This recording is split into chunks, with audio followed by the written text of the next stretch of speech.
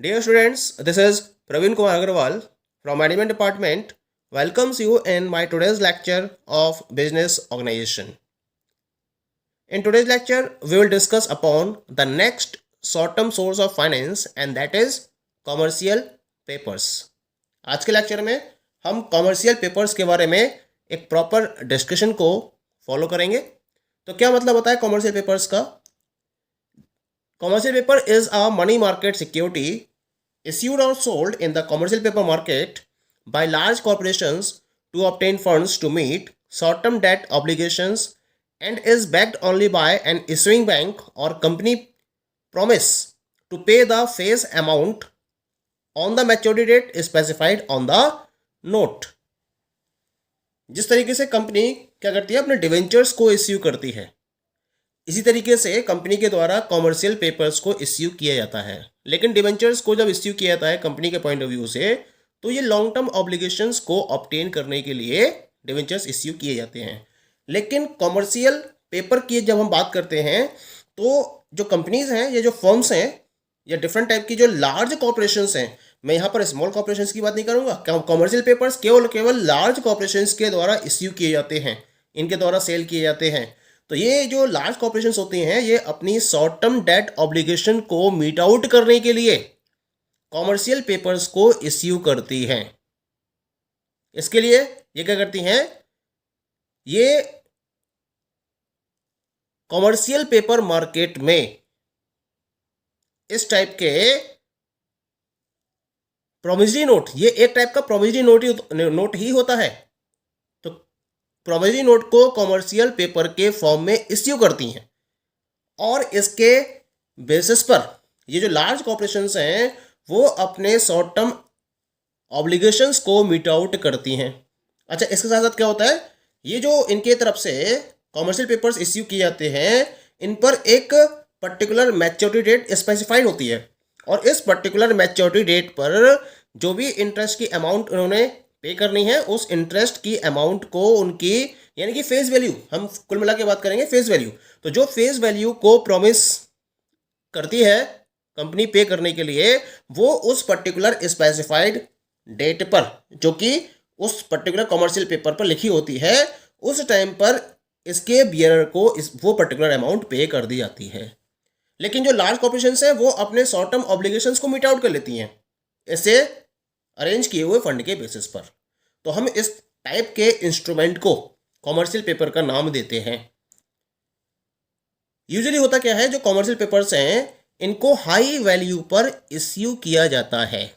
ये एक टाइप की अनसिक्योर्ड मनी मार्केट इंस्ट्रूमेंट है जिनको promissory note and promissory note के फॉर्म में इश्यू किया जाता है। अनसिक्योर्ड है यानी कि they are not backed by the any type of security in the form of the assets of the company. Company कोई भी सिक्योरिटी के तौर पर इन पर्टिकुलर कॉमर्शियल पेपर्स को इश्यू नहीं करती है, इसी वजह से इनको हम अनसिक्योर्ड इंस्ट्रूमेंट के नाम से जानते हैं और ये एक टाइप के प्रोमिसरी नोट का फॉर्म होती है। And these particular commercial papers are transferable between primary dealers and all India financial institutions। जो प्राइमरी डीलर है जिनके द्वारा इनको इश्यू किया जाता है और जो ऑल इंडिया फाइनेंशियल इंस्टीट्यूशंस हैं, इनके बीच में ये ट्रांसफरेबल होते हैं। ये इनके अंदर एक प्रॉपर्टी रहती है कि ये एक प्रोमिसरी नोट के फॉर्म में होते हैं और उसके साथ साथ ये ट्रांसफरेबल होते हैं प्राइमरी डीलर्स के और ऑल इंडिया फाइनेंशियल इंस्टीट्यूशंस के बीच में। ठीक है, होता क्या है, जो इंडिविजुअल्स हैं, अब बात आती है कि कौन कौन इसके अंदर इन्वेस्ट कर सकता है। कोई भी इंडिविजुअल पर्सन, कोई भी बैंकिंग कंपनी या कोई भी कॉर्पोरेट बॉडी जो रजिस्टर्ड है या इनकॉर्पोरेटेड है इंडिया में, या कोई भी unincorporated body, non resident Indians या फॉरेन इंस्टीट्यूशनल इन्वेस्टर्स जिन्हें हम FIIs का नाम देते हैं, इनमें से कोई भी कॉमर्शियल पेपर्स में इन्वेस्टमेंट को फॉलो कर सकता है। यानी अगर कॉमर्शियल पेपर्स को परचेज करना चाहे तो ये पर्टिकुलर पर्सन्स या बॉडीज जिनका मैंने अभी मेंशन किया है, जिक्र किया है, वो क्या कर सकती है, कॉमर्शियल पेपर में अपने अमाउंट को इन्वेस्ट कर सकती हैं। लेकिन जो फॉरेन इंस्टीट्यूशनल इन्वेस्टर्स हैं, इनके लिए एक लिमिट सेट कर दी गई है और इस लिमिट से ज़्यादा वो कॉमर्शियल पेपर में इन्वेस्टमेंट को फॉलो नहीं कर सकती हैं। और ये जो लिमिट सेट की गई है वो security and exchange board of India यानी कि सेबी के द्वारा डिसाइड की जाती है फ्रॉम टू टाइम, यानी समय समय पर सेबी देखती रहती है और इस लिमिट को घटाती या बढ़ाती रहती है as per the requirement of the market. और उस पर्टिकुलर लिमिट से ज़्यादा कोई भी FII foreign institutional investor in commercial papers में इन्वेस्ट नहीं कर सकते हैं। ठीक है, तो कुल मिला के जो कॉमर्शियल पेपर्स हैं वो एक शॉर्ट टर्म ऑब्लिगेशन को मीट आउट करने के लिए फंड अरेंज करने का तरीका है फॉर लार्ज कॉर्पोरेशंस। और जिस तरह से डिवेंचर्स को इश्यू किया जाता है इसी तरह से कॉमर्शियल पेपर्स को प्रोमिसरी नोट के फॉर्म में इश्यू किया जाता है और इन पर एक पर्टिकुलर मैच्योरिटी डेट स्पेसिफाइड होती है। उस पर्टिकुलर मैच्योरिटी डेट पर इनकी फेस अमाउंट के साथ में जो इसके बियरर होते हैं उनको इसका पेमेंट कर दिया जाता है। अगर इंडिया की बात करें तो commercial papers short term finance के सोर्स में इंडिया में अर्ली 90s में स्टार्ट किए गए थे। It is an unsecured promissory note issued by a firm to raise fund for a short period। ये हम अभी डिस्कस कर चुके हैं कि ये एक अनसिक्योर्ड promissory note होता है जो एक फर्म के द्वारा शॉर्ट पीरियड टाइम के लिए फंड रेज करने के लिए इश्यू किया जाता है। और ये जो शॉर्ट पीरियड है वो 90 डेज से लेकर 364 डेज के बीच में हो सकता है। इसी वजह से इसको हम short term source of fund के इंस्ट्रूमेंट के फॉर्म में काउंट करते हैं। It is issued by one firm to another business firm, insurance companies, pension funds and banks। इनके द्वारा इसको इश्यू किया जा सकता है। जो हम कॉमर्शियल पेपर्स के बेसिस पर अमाउंट को रेज करते हैं it is generally very large. बहुत ज़्यादा क्वांटिटी में जब हमें शॉर्ट टर्म के लिए फंड को अरेंज करना हो तो इससे बेटर और कोई भी इंस्ट्रूमेंट नहीं हो सकता, क्योंकि जो डेट होता है वो टोटली अनसिक्योर्ड होता है। तो इसका मतलब केवल वही फर्म्स जिनकी क्रेडिट रेटिंग बहुत अच्छी होती है मार्केट के अंदर वही केवल कॉमर्शियल पेपर्स को इश्यू करके फंड को अरेंज कर सकती हैं। बाकी फर्म्स की बस की बात नहीं होती है। इसके लिए क्रेडिट रेटिंग बहुत शानदार होनी चाहिए, बहुत लाजवाब होनी चाहिए, तब वही फर्म केवल सीपी को इश्यू करके फंड अरेंज कर सकती है। कॉमर्शियल पेपर्स के रेगुलेशन की अगर बात करी जाए तो it is coming under the purview of reserve bank of India, यानी कि रिजर्व बैंक ऑफ इंडिया इसके रिगार्डिंग सारे मैटर्स को हैंडल करती है। ठीक है, तो ये तो बात हो गई अबाउट द कॉमर्शियल पेपर्स। अब हम बात करते हैं कॉमर्शियल पेपर्स के मेन फीचर्स क्या क्या हैं। तो यहाँ मैं कुछ फीचर्स यहाँ डिस्कस करूंगा कॉमर्शियल पेपर्स के। The very first feature is that they are unsecured and offer a fixed rate of interest. सबसे बड़ी बात क्या है कि ये अनसिक्योर्ड होते हैं, ये सिक्योर्ड नहीं है। They are not backed by any of the security, that's why they are known as unsecured instruments. लेकिन इन पर जो रेट ऑफ इंटरेस्ट होता है वो फिक्स्ड होता है, यानी कि इनकी मैच्योरिटी पर एक फिक्स्ड रेट ऑफ इंटरेस्ट के साथ में प्रिंसिपल अमाउंट को रिटर्न कर दिया जाता है, पे कर दिया जाता है by the company on the maturity of CP. Second one is the usually big corporations or big business houses issue it to meet their short term financial obligations such as a new project or working capital needs। जब हम large business houses की बात करते हैं, big business houses की बात करते हैं जिनकी क्रेडिट रेटिंग बहुत शानदार होती है, बहुत अच्छी होती है, केवल वही अपने शॉर्ट टर्म फाइनेंशियल ऑब्लिगेशंस को मीट आउट करने के लिए कॉमर्शियल पेपर्स को इश्यू करते हैं। इनके पास डिफरेंट टाइप के ऑब्लिगेशंस हो सकते हैं, जैसे एक नया प्रोजेक्ट स्टार्ट कर रहे हैं या इनकी वर्किंग कैपिटल शॉर्ट हो रही है, तो उस नीड को कंप्लीट करने के लिए ये क्या करते हैं, कॉमर्शियल पेपर्स को इश्यू करके फंड अरेंज कर लेते हैं। ठीक है, next and the third one is the these instruments are usually in a huge amount. सबसे बड़ी बात क्या है कि इनकी अमाउंट बहुत ज़्यादा होती है, छोटा मोटा अमाउंट अरेंज नहीं किया जाता है इससे। A very large amount is collected with the help of these instruments. The size of it mostly makes them out of the reach of retail investors। Market में जो रिटेल इन्वेस्टर्स हैं वो क्या कर सकते हैं, वो इसके साइज को देखते हुए इससे दूरी बना के रखते हैं, क्योंकि इसमें बहुत लार्ज क्वांटिटी में फंड को रेज किया था। इसी वजह से जो रिटेल इन्वेस्टर्स हैं वो इसके रीच से यानी कि इससे दूरी बना के रखते हैं और इसमें इन्वेस्ट नहीं करते हैं। ठीक है।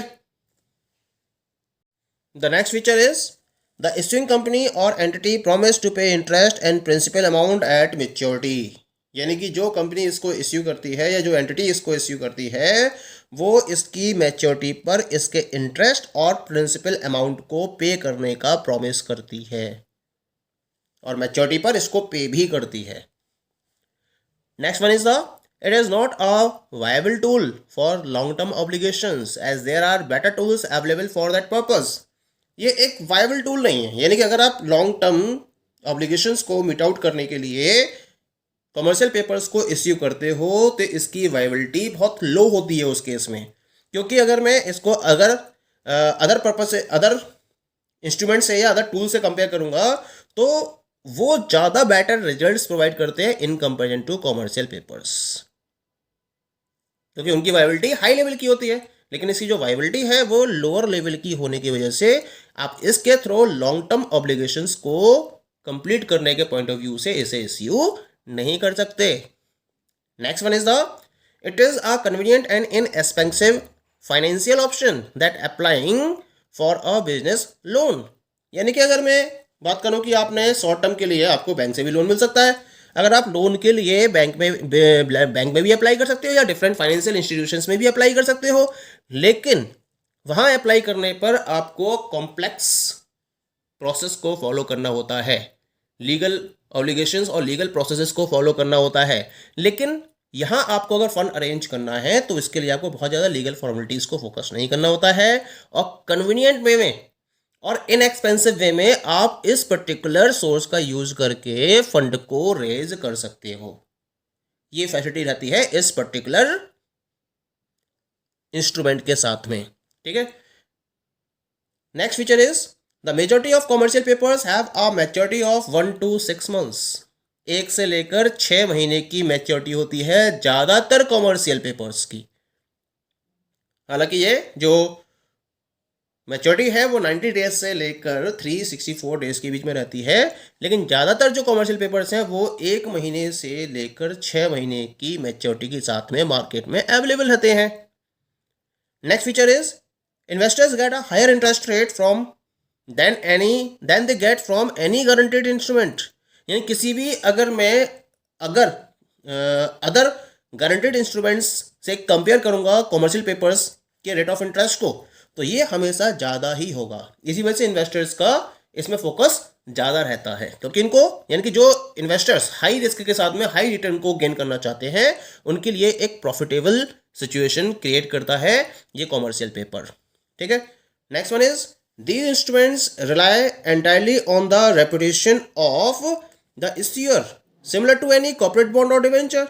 यानी कि जब कोई पर्टिकुलर इश्यूइंग कंपनी या एंटिटी इसको इश्यू करती है तो ये उसकी रेपुटेशन पर डिपेंड करता है।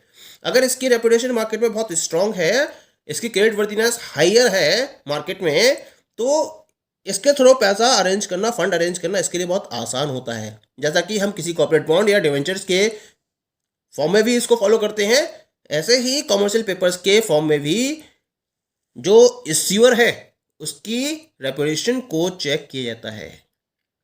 रेपुटेशन हाई लेवल की है तो ये सक्सेसफुल वे में फंड को अरेंज कर सकता है, लेकिन अगर रेपुटेशन नहीं है तो इसके थ्रू फंड अरेंज करने में बहुत सारी मुश्किल आती हैं और कभी कभी तो फंड अरेंज नहीं हो पाता है। ठीक है। Next one is rating agencies, जैसे कि Standards and Poor's rating agency है, मूडीज रेटिंग एजेंसी हैं। ये क्या करती हैं, जैसे कॉर्पोरेट बॉन्ड को ये रेटिंग्स प्रोवाइड करती हैं, इसी तरीके से ये कॉमर्शियल पेपर्स को भी रेटिंग प्रोवाइड करती है। तो जो कॉमर्शियल पेपर्स लोअर रेटिंग के साथ में अवेलेबल होते हैं वो क्या करते हैं, वो comparatively higher interest rate provide करते हैं। ये भी एक पर्टिकुलर फीचर रहता है इनके साथ में। ठीक है। And the last one is that only investment grade companies can deal in it. यानी कि जो इन्वेस्टमेंट के पॉइंट ऑफ व्यू से इस टाइप के फंड को अरेंज करती हैं, केवल वही कंपनीज कॉमर्शियल पेपर को सक्सेसफुल वे में फॉलो कर सकती हैं और इसके बेसिस पर फंड को अरेंज कर सकती हैं, क्योंकि जो फंड ये अरेंज करेंगे इसका ये इन्वेस्टमेंट फॉलो करेंगे, और क्योंकि इनकी प्रीवियस हिस्ट्री बहुत शानदार रही है तो इसी वजह से मार्केट में किसी भी टाइप की कोई भी जंक नहीं होती है, और आसानी से जो ये लार्ज कंपनीज हैं ये आसानी से इस इंस्ट्रूमेंट का यूज करते हुए फंड को अरेंज कर लेती हैं। ठीक है, so these all are the different features of commercial papers. Thank you.